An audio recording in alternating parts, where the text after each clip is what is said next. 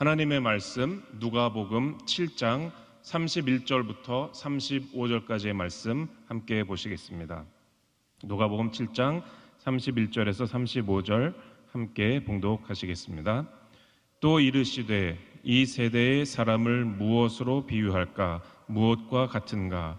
비유하건대 아이들이 장터에 앉아 서로 불러 이르되 우리가 너희를 향하여 피리를 불어도 너희가 춤추지 않고 우리가 곡하여도 너희가 울지 아니하였다 함과 같도다.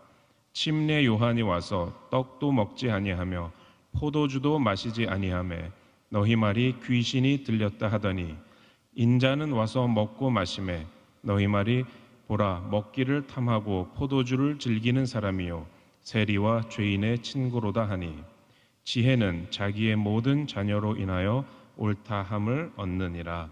아멘.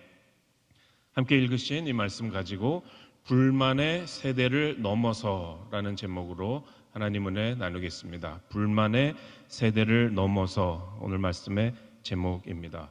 오늘 본문에도 나오고 오늘 또 말씀의 제목이기도 한 이 세대라는 말, 우리가 일상생활에서 자주 쓰는 말입니다.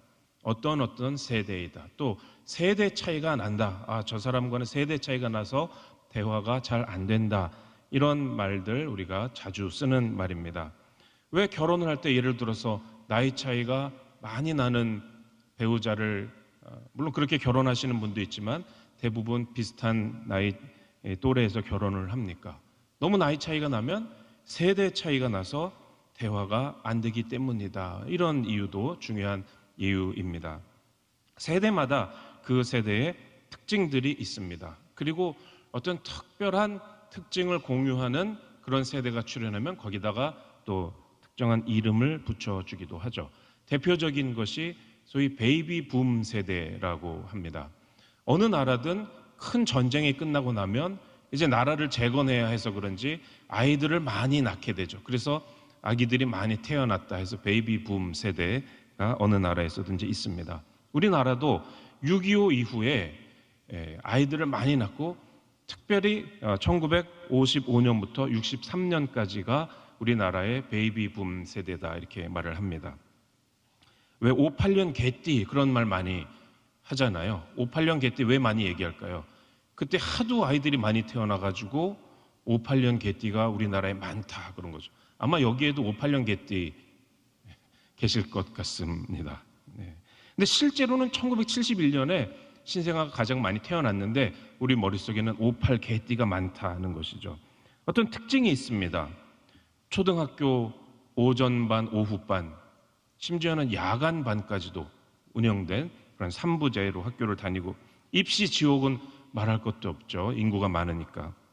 그러나 또 경제성장기라서 취업은 잘 되고 이런 베이비붐 58개띠 이런 특징이 있습니다. 세대는 이름 붙이기 나름이죠. IMF 때 사회에 진출한 그런 세대는 IMF 세대 이렇게 말하기도 하고 88만 원 세대, 밀레니엄 세대 많습니다.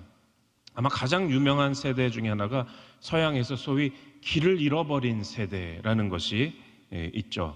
1차 대전 후에 이제 세계 대전을 치르고 나니까 이 세상의 문명이 특히 서양 문명이 어디로 흘러가는가에 대해서 실망하기도 하고 방황하기도 하고 뭔가 또 뿌리가 뽑힌 듯한 느낌이 들어서 길을 잃어버린 그러한 젊은 세대가 있다 해서 길을 잃어버린 세대 이렇게 뿌리를 찾지 못하고 뽑힌 세대 이렇게 말을 하기도 합니다. 오늘 우리가 살아가고 있는 이 시대 또 이 세대의 특징은 무엇인가? 어떻게 말할 수 있는가?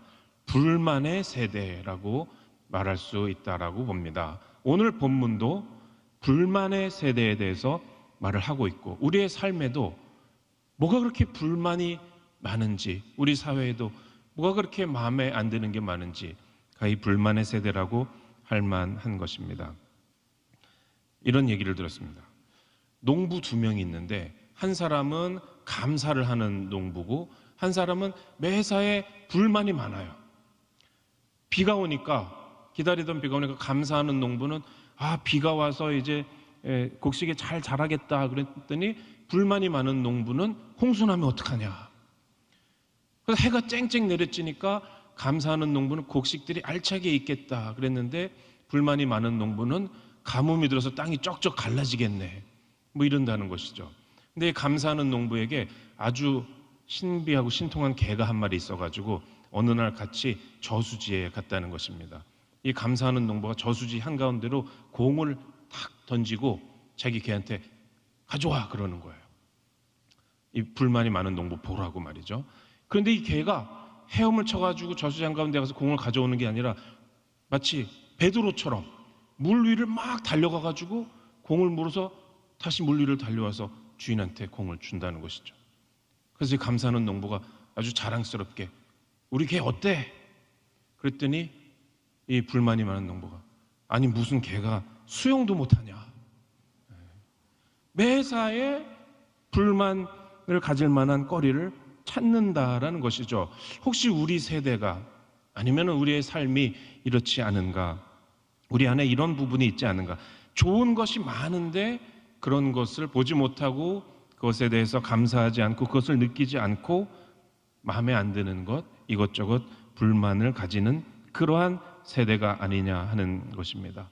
불만이 많은 사람에게는 좋은 것이 하나도 없어요. 올바른 것이 하나도 없고 다 마음에 안 드는 것이죠. 그런데 이러한 삶의 자세에는 아주 치명적인 문제가 있다는 것입니다. 뭐냐 하면 이것저것 불만을 가지다 보면 정작 중요하고 귀한 것이 주어져도 그것을 잡지 못하고 놓치게 된다는 것이죠. 그래서 첫 번째로 불만의 세대가 놓치는 것에 대해서 함께 보시기를 원합니다. 자, 오늘 본문에 있는 사람들은 이 이스라엘의 이 세대, 예수님이 복음을 전하시고 또 침례 요한이 사람들을 회개시키던 그 시대에도 불만의 세대가 있었다라는 것이죠. 다 불만입니다. 침례 요한이 금식을 하니까 그게 못마땅해요. 예수님께서 식사를 하시니까 그것도 못마땅해요. 오늘 본문 33절에 보니까 침례 요한이 와서 떡도 먹지 아니하며 포도주도 마시지 아니하며 너희 말이 귀신이 들렸다 하더니, 금식하는 사람 보고 어제 귀신 들려가지고 밥 안 먹는다, 얼마나 모든 것을 마음에 안 들어하고 불만거리를 찾는 것입니까? 회개의 복음을 전하느라고, 회개를 시키느라고 그 영적인 그 고뇌 속에서 금식을 하고 절제된 생활을 하는 건데 그것을 이해를 못하는 것이죠. 마음에 불만이 가득 차 있으니까요. 그 다음에 예수님에 대해서도 마찬가지입니다. 34절에 보니까 인자는 와서 먹고 마시매 너희 말이 보라 먹기를 탐하고 포도주를 즐기는 사람이요 세리와 죄인의 친구로다 하니, 그러면 금식도 불만이고 식사를 하셔도 불만이고 그럼 어떻게 해야 되나요? 다 마음에 안 드는 것입니다. 좋은 것이 많은데 꼭 안 좋은 것에만 초점을 맞추는 사람들. 그러니까 요한의 회개의 메시지도 받아들이지 않고 주님께서 전하신 하나님 나라의 복음도 구원도 받아들이지 못한 사람들. 남는 것이 아무것도 없습니다. 불만만 가지다 보니까요. 그래서 이런 말이 있습니다. 불만은 문제를 해결하지 않고 오히려 문제를 끌어들인다. 불만이 많으면 삶의 문제가 많이 생기는 것입니다. 또 예수님께서 그 앞절에서 이렇게 말씀하십니다. 32절에 보니까 비유하건대 아이들이 장터에 앉아 서로 불러 이르되 우리가 너희를 향하여 피리를 불어도 너희가 춤추지 않고 우리가 곡하여도 너희가 울지 아니하였다 함과 같도다.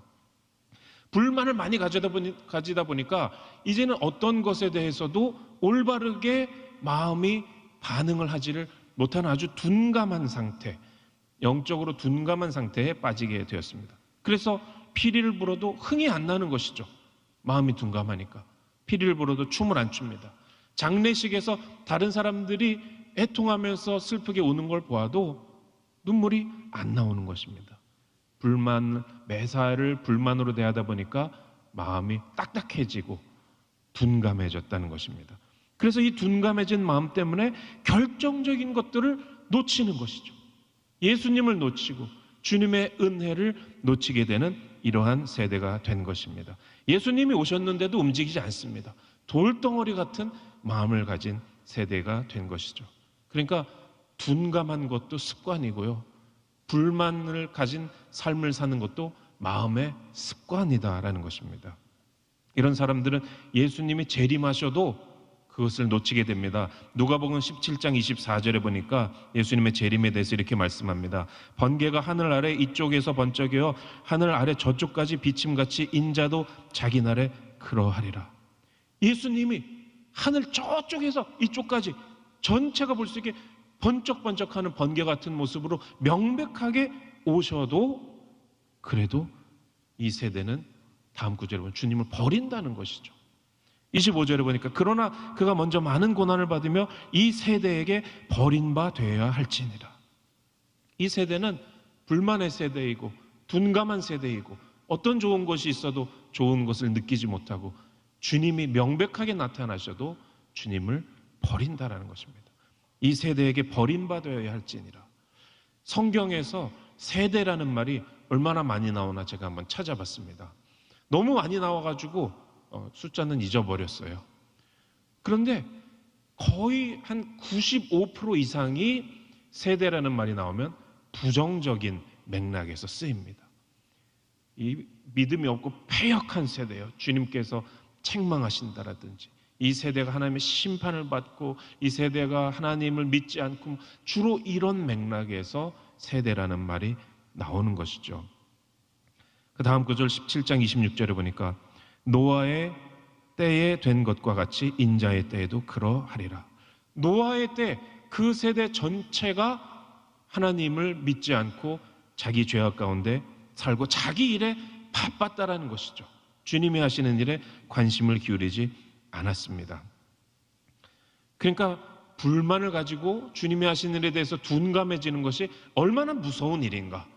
홍수가 와도 모르고 주님이 재림하셔도 모르고 은혜가 임해도 모르는 것입니다.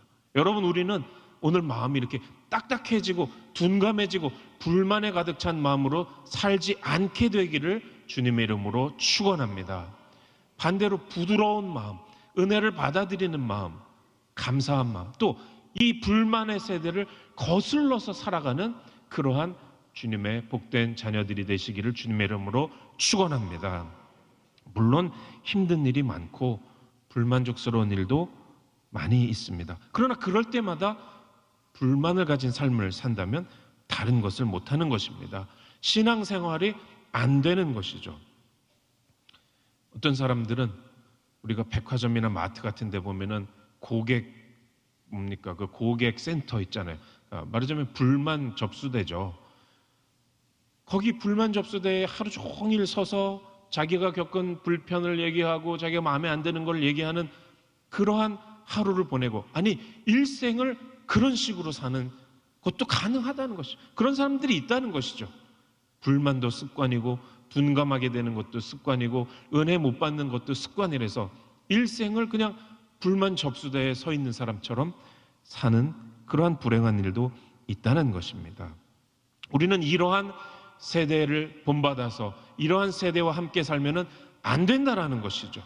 새로운 세대, 다른 세대가 우리는 되어야 할 줄로 믿습니다. 어떤 세대가 되어야 되느냐? 하나님께서 주시는 거룩한 지혜를 받아서 감사하고 주님의 뜻을 따르는 세대가 되어야 할 줄로 믿습니다. 두 번째로 거룩한 지혜의 세대가 되자라는 것입니다. 우리에게 선택이 있는 것이죠. 이 불만의 세대를 따라갈 것이냐, 아니면은 예수님 믿는 사람으로서 예수님을 정말 믿고 따르기를 소원하는 사람들로서 이 세대를 거슬러서 살 것이냐 하는 것입니다. 우리는 본문의 마지막 구절 누가복음 7장 35절에서 예수님은 이렇게 말씀하십니다. 지혜는 자기의 모든 자녀로 인하여 옳다함을 얻느니라. 왜 맥락이 다시 한번 이 세대는 뭐와 같느냐? 피리를 불어도 춤추지 않고 곡하여도 울지 않는 둔감한 세대. 침례 요한이 떡도 안 먹으면은 왜 금식하냐고 귀신 들렸다고 불만을 가지는 세대. 예수님께서 먹고 마시고 그러시면은 왜 먹느냐고 또 불만을 가지는 세대. 왜 죄인과 세리와 어울리냐고 비난을 하는 세대. 그것이 34절까지의 말씀인데 이 35절에서 이렇게 마무리가 됩니다. 지혜는 자기의 모든 자녀로 인하여 옳다함을 얻느니라. 사실은 이 35절 바로 맨 처음에 그러나라는 말이 나옵니다. 그러나라는 말씀이 있는데 우리 한글 성경에는 여기서 생략이 된 것이죠. 자, 사람들은 이렇게 불만을 가지고 살고 주님의 은혜를 느끼지 못하고 사는데 그러나 이런 세대에 다른 사람들이 있다는 것이죠. 다른 삶의 방식이 있다는 것입니다. 그러나 지혜는 자기의 모든 자녀로 인하여 옳다함을 얻느니라. 여기서 지혜는 하나님의 거룩한 지혜이죠. 침례 요한을 보내서 주님의 길을 예비하게 하시고 예수님을 보내서 천국 잔치를 열어주시고 우리에게 구원을 주시고 세상에 어려운 거 많지만 주님을 바라보면서 감사하고 그러한 삶을 살게 하시는 하나님의 지혜, 그 하나님의 지혜. 그러나 하나님의 지혜는 자기의 모든 자녀로 인하여 옳다함을 얻느니라. 즉 이런 하나님의 지혜를 받아들이고 이런 하나님의 지혜를 믿고 주님의 구원을 따르는 그러한 사람들이, 그러한 세대가 있다라는 말씀입니다. 다 안 믿는 게 아니라는 것이죠. 다 불만에 빠져 사는 게 아니라는 것이죠. 그렇지 않은 다른 세대가 있다라는 것입니다. 여러분, 우리는 어떤 세대가 되어야 합니까? 이 불만의 세대 속에서 우리는 거슬러 올라가서 하나님의 지혜를 받고 감사하고 예수님을 받아들이는 세대가 되어야 될 줄로 믿습니다. 기독교를 로마의 국교로 기독교를 공인한 유명한 콘스탄틴 황제가 새로운 수도를 만들면서 교회를 3군데를 건축하라고 지시를 내렸는데요. 그 교회들의 이름이 거룩한 지혜, 거룩한 평화, 거룩한 능력, 그 3가지 교회를 한꺼번에 건축 프로젝트를 했습니다. 그 중에서 거룩한 지혜 교회가 지금도 아주 크게 남아있어서 한 1000년 동안 이 지구상에서 가장 크고 중요한 교회로서의 역할을 한 게 있습니다. 지금 터키에 가면은 하기야 소피아라고 거룩한 지혜라는 뜻이죠. 이 3가지 교회는 하나님의 성품을 따라서 이름을 지은 것입니다. 하나님의 거룩한 지혜, 하나님의 거룩한 평화, 하나님의 거룩한 능력입니다. 여러분, 하나님의 거룩한 지혜를 받아야 우리는 이 세대를 거스르고 살 수 있다라는 것입니다. 로마서 12장 2절에 유명한 말씀이죠. 너희는 이 세대를 본받지 말고 오직 마음을 새롭게 함으로 변화를 받아 하나님의 선하시고 기뻐하시고 온전하신 뜻이 무엇인지 분별하도록 하라. 우리가 예수님 믿는 사람으로 어떻게 살아야 합니까? 적어도 이 세대를 본받지 말라고 말씀하고 있습니다. 이 세대의 특징, 불만이 많은 세대, 이것을 본받지 말아라. 마음을 새롭게 함으로 변화를 받아라. 오늘의 말씀의 맥락에서 마음을 새롭게 함으로 변화를 받는 것은 무엇입니까? 불만의 세대를 거슬러서 주님의 지혜, 주님의 하시는 일을 알고 받아들이는 그러한 세대가 되라. 특히 감사를 하라. 그렇게 우리가 해석할 수 있습니다. 주님의 은혜를 놓치는 그러한 자리에 가지 말고 조금 어려워도 조금 힘든 일이 있어도 은혜를 받아들이고 감사하는 거룩한 지혜의 세대로 우리 모두가 세워져야 할 줄로 믿습니다. 그 다음 구절 3절에 보면 로마서 12장 3절 오직 하나님께서 각 사람에게 나누어 주신 믿음의 분량대로 지혜롭게 생각하라는 거예요. 이 세대를 본받지 말고 마음을 새롭게 하고 변화를 받으려면 하나님께서 나누어 주신 믿음의 분량대로 지혜롭게 생각하라. 지혜로운 생각은 예수님의 은혜를 바라보면서 내 삶에서 감사하는 생각이죠. 이거 우리가 삶에서 어떻게 적용할 수 있겠습니까? 가장 불만스러운 일을 한번 떠올려 보세요. 삶에서 내가 정말 바뀌어졌으면 좋겠다고 생각하고 마음에 안 드는 부분, 가장 불만스러운 일을 한번 떠올려 보고요. 그거 불만스럽게 생각하느라고 내가 놓치고 있는 귀한 것이 무엇인가 한번 떠올려 보시기 바랍니다. 오늘 본문으로 말하면 이 사람들은 침례 요한은 왜 금식하냐, 귀신 들렸나, 그 불만이었고 예수님 왜 자꾸 먹고 마시냐 불만이었는데 그 가장 불만스러운 것 때문에 그들이 놓친 것은 천국 복음이었잖아요.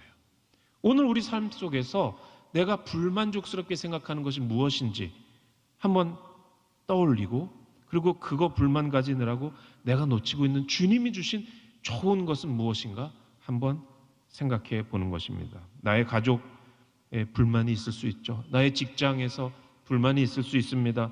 내 상황 속에서 너무 상황이 말이 안 되고 마음에 안 들어서 불만이 있을 수 있습니다. 그러나 그 불만 가지느라고 내가 놓치고 있는 것은 무엇이냐? 이것을 생각하는 것이 지혜롭게 생각하는 거라는 것이죠. 믿음의 분량대로 지혜롭게 생각해라. 그래서 내가 생각할 때 잘못된 거, 불만스러운 거를 정말로 그것이 잘못됐다고 생각하는 건 교만이다라는 것이죠. 그 안에서 하나님께서 주시는 은혜가 있다는 것입니다. 로마서 12장 16절 보면 높은 데 마음을 두지 말고 도리어 낮은 데 처하며 스스로 지혜 있는 채 하지 말라. 하나님은 스스로 지혜 있는 채 하고 자기가 상황을 판단하고 자기가 판단해서 불만 가지고 그렇게 사는 삶을, 그런 사람들을 하나님은 인정하시지 않는다는 것이죠. 스스로 지혜 있는 채 하지 말고 불만의 세대와 함께 휩쓸려 가지 말고 우리는 하나님의 거룩한 지혜를 받아서, 그래서 지금 어려운 일을 가지고 그걸 볼 때도 하나님이 이 상황 속에서 어떤 위대한 일을 행하고 계시지 않는가를 기도 가운데 물어보시는 여러분이 되시기를 축원합니다. 우리는 모를 수 있습니다. 하나님이 하시는 일을 우리는 모를 수 있어요. 요한이 왜 저렇게 밥도 안 먹고 금식만 하느냐? 모를 수가 있습니다. 예수님은 왜 저렇게 제자들과 함께 금식도 안 하시나? 모를 수가 있습니다. 그러나 스스로 지혜 있는 채 하면 안 됩니다. 하나님께서 위대한 일을 하시는 것을 바라보면서 하나님의 지혜를 사모하면서 마음을 새롭게 하고 감사하는 삶을 살아야 될 줄로 믿습니다. 예수 믿는 사람들 중에도 불만의 세대에 속한 사람과 그리고 거룩한 하나님의 지혜를 받은 그러한 세대에 속한 사람으로 나뉘어집니다. 오늘 우리는 어느 쪽에 속해야 합니까? 우리는 이 세대를 거슬러 올라가야 합니다. 길을 잃어버리고 뿌리가 뽑히고 모든 것에서 잘못을 찾는 그러한 삶이 되어서는 안 됩니다. 우리가 주님의 피리 소리에 춤추지 않으면 주님은 누구를 찾아서 누구를 사용하시겠습니까? 예수 믿는 우리가 이렇게 아침부터 새벽부터 주님께 기도하고 은혜를 사모하는 우리가 주님께 감사하지 않으면 주님은 어디서 감사하는 세대를 일으키시겠습니까? 우리가 이해 안 되는 우리 삶의 모든 상황 속에서 하나님의 지혜를 바라보면서 마음을 새롭게 하고 이 세대를 본받지 않겠다고 결심하지 않으면, 우리가 그걸 하지 않으면 주님은 누구를 사용하셔서 이 불만의 세대를 거스르는 새로운 세대를 만드시겠습니까? 우리가 해야 됩니다. 불만의 세대를 넘어서서 하나님의 거룩한 지혜를 받아들이고 믿고 따르는 우리 모두가 되시기를 주님의 이름으로 축원합니다. 기도하겠습니다. 하나님 아버지 감사합니다. 오늘 말씀을 통하여서 주님, 매사에 잘못된 것을 찾으려고 하는 것이 얼마나 위험한 일인지 다시 한번 우리에게 깨닫게 해주시니 감사합니다. 이제 우리 마음을 새롭게 하게 하여 주시옵소서. 변화를 받게 하여 주시옵소서. 감사하고 긍정하고 주님께서 주시는 귀한 것을 놓치지 않는 우리 모두가 되게 하여 주시옵소서. 주님이 코로나 사태가 속히 지나가고 주님 예배가 회복되고 기도가 더욱 뜨겁게 불타오르는 주님의 몸된 교회가 되게 주님의 역사하여 주시옵소서. 주님, 오늘 주님 앞에 예물 가지고 나온 손길들 축복하셔서 그 삶에 감사와 하나님의 지혜와 능력이 충만하게 역사하여 주시옵소서. 감사하며 예수님 이름으로 기도 올립니다. 아멘.